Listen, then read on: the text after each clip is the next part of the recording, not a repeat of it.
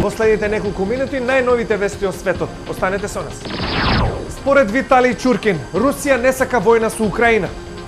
Русија не сака војна, ниту тоа го сакаат русите, а уверен сум дека не го сакаат ниту украинците, изјави Виталий Чуркин на синокешната воредна седница на Советот за безбедност на Обединетите нации, посветен на кризата во Украина. Чуркин ја критикуваше проценката на западните сили за кризата во Украина и ситуацијата на Крим и го повтори ставот на Москва дека украинскиот претседател Виктор Јануковиќ неуставно е соборен од власта. Осврнувајќи се на изјавите на другите амбасадори, Чуркин рече дека тие изнесуваат една идилична ситуација, додавајќи иронично: да не беше лошата Русија, сите украинци ќе живееја долго и срекно.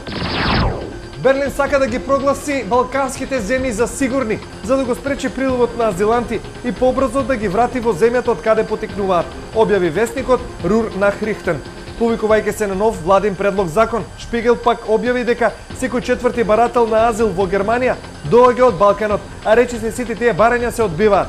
Шпигел наведува дека минатата година 22.495 барања за азил пристигнале од Балканот, од кои најголемиот број биле роми. Нови докази за пренасочување на исчезнатиот авион. Податоците од војниот радар покажуваат дека авионот Боинг 777 на Малезија Airlines, кој исчезна пред една недела, намерно бил пренасочен преку Малајскиот полуостров во правец на индиските Андамански острови. Неименувани извори на истрагата изјавија дека некој кој знаел да управува со авион намерно го пренасочил леталото со 239 патници и членови на екипажот, кој се движело од Куала Лумпур за Пекинг. Марк Закерберг му се жалел на Обама заради контрола на интернетот.